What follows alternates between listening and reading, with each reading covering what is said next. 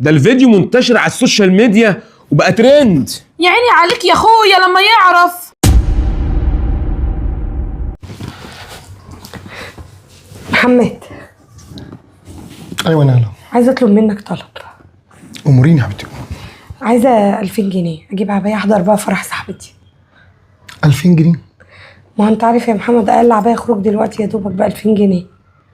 لا انا ظروفي اليومين دول مش احسن حاجه وبعدين لسه جايب لك العبايه اللي عليكي دلوقتي دي بقى لها اسبوعين، يعني ما بلاش كتير. دي بيتي يا محمد، ما ينفعش اروح بقى الفرح. انا عايزه عبايه احضر بقى الفرح. طب انت ما حسيتيش وانت داخله كده ان انا قاعد بفكر في حاجه مضايقاني او شغلاني؟ ما فكرتيش لحظه؟ ها؟ وانت ايه اللي هيكون شغلك يعني؟ ان عليا التزامات، عليا ايجار كهرباء وميه ولازم منه وطلبات البيت وطلباتك ما بتخلص، فلازم نحس ببعضنا يا نهله. هو انا ما حسيتش كان عايز ده حته عبايه وانا طلبت منك ايه؟ ما هو حته العبايه دي لو ظروفي تسمح انا هجيب لك بدل العبايه 2 و3، بس بما ان ظروفي ما تسمحش فانت لازم تستحمليني. استحمليني شويه يا نهله عشان انا داخل على ظروف صعبه اول فتره الجايه دي. ظروف الشغل مش كويسه معايا.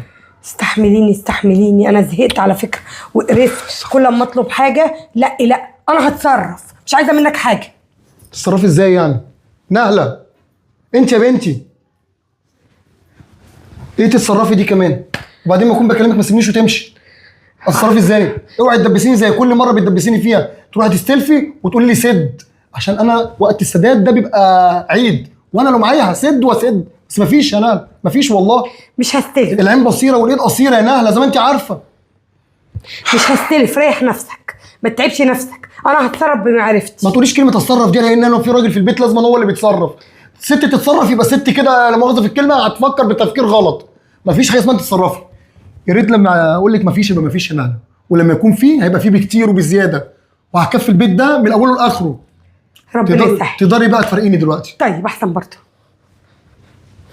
تعالي يا نهله ادخلي. عامله ايه يا سوس؟ الحمد لله يا حبيبتي. وحشتيني. انت اكتر. كنت فين كده؟ كنت بجيب عبايه. بجد؟ مش دي اللي كنت قايله لي عليها في التليفون اللي انت نفسك تشتريها؟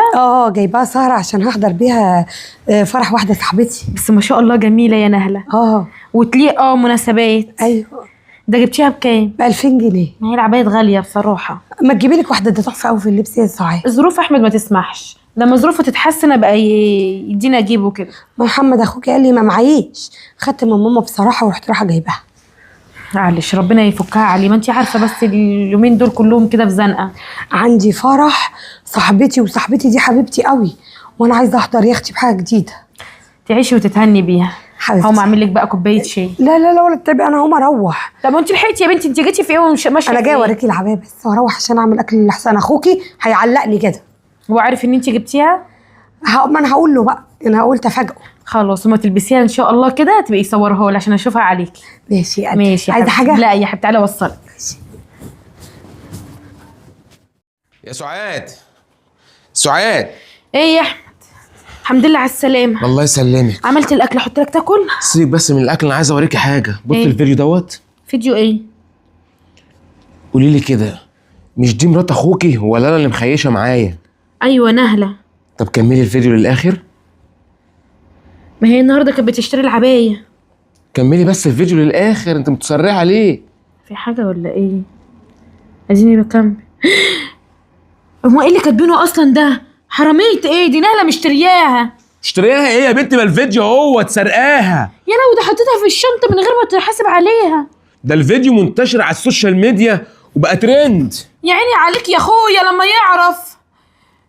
طب بقول لك ايه؟ مرات اخوك حراميه يا سعاد.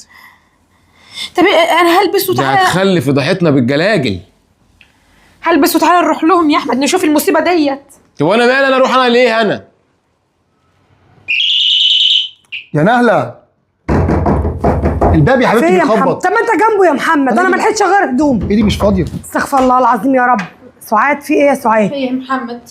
ايه يا سعاد؟ مصيبه يا اخويا. عامله ايه يا اختي؟ عامله ايه؟ ده مصيبة؟ زي الزفت. مصيبه ايه يا كنت سعاد؟ انت خالص يا نهله. افتح يا اخويا الفيس، صور مراتك مبهدله النت. صور ايه؟ مراتي؟ الفيديو فيديو ايه يا اختي؟ بتاع العبايه اللي انت سرقتيه من المحل. سرقت عملت ايه؟ ايه اللي سرقتها؟ انت مجنونه؟ ايه ده؟ ايه اللي بسمعه ده؟ يا محمد يا نهار اسود. شوف الفيديو اللي على النت مبهدل ده، كل ما افتح النت بلاقيها هي اللي قدامي. يا نهار ابوك اسود يا نهله. جت ورتني عبايه ايه اللي انا شايفه ده؟ مشتريها ب 2000 جنيه. ايه ده؟ وقال مستلفه فلوسها من امها. يخرب بيتي، كسفتيني وحركتيني قدام جوزي. اقول له ايه؟ شكلي قدامه ايه لما اروح وهو اصلا اللي جايب لي الفيديو ده موريهوني. قولي له اخويا مش عارف يصرف على البيت ولا يدي مراته تجيب عبايه. يا بجحتك، مش عارف يصرف على ايه يا نهله؟ هي اي واحده جوزها مش عارف يصرف عليها. استني يا سعاد انت استني. ايه اللي انا سامعه ده؟ انا طلبت منك اجيب عبايه وانت ما رضيتش. وانا ما رضيتش تقومي سارقه؟ تمد ايديك على اخر الزمن؟ وايه ومش كده بس الفضايح اللي سامعها دلوقتي على النت والناس مصوراكي؟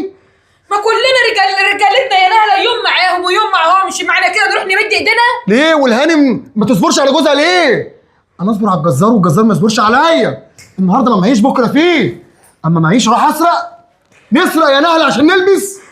يا ريتك هتسرقي عشان خاطر تاكلي. هنقول هتموت من الجوع. اللي يلبس ده بيجي من واسع. عيالك شكلهم ايه في المدرسه لما عيالي يقول لهم يلا يا امك حراميه؟ استفدتي ايه؟ العبايه هتنفعك في ايه؟ سامعه يا قليله الفهم. ولادك ما بصيتيش لولادك، بصيتي لنفسك. محمد انا ماشيه، لازم العبايه ترجع وما تخشيش بيتي تاني. كفايه بس ان انا وشي قدام جوزي. اقول له ايه؟ عباية اللي ترجع. عباية ايه اللي ترجع؟ مش هروح هناك، انا ماليش دعوه. اعمل ايه بس يا ربي؟ اعمل ايه؟ يعني انا داخل السعاد عليا كنتش اعرف البلوه اللي هتحصل لي دي ولا اللي انا سامعها دلوقتي؟ اقعدي يا هانم، اقعدي لما اشوف حل في النصيبه اللي انت عملتيها. ما انت اللي مش راضي تجيب لي العبايه، اعمل لك ايه يعني؟ انت يا بنت ما تفهميش، ما معيش يبقى ما مش هعرف اجيب النهارده. وبعدين صاحبتك ديت لما عاوزه في كلمه واحده تحضري فرحها، الها ما تفرح يوم في حياتها. بعد الشر. انت زعلانه قوي عليها من بقيه عيلتك، ازعلي على جوزك واولادك اللي انت هتبهدلهم في اللي جاي. انت يا بنت ازاي؟ عقلك كان فين وانت رايحه تسرقي حاجه الناس؟ روحي ادفع حقها وخلاص. حق مين ده؟ لو رحت له هيعلقني مكان العبايه اللي انت سرقتيها. العبايه دي تيجي واحاول اشوف حل ان انا ارجعها للراجل، ما ادفع حقها. يا حراميه قومي. القرف ده بقى. بجحه.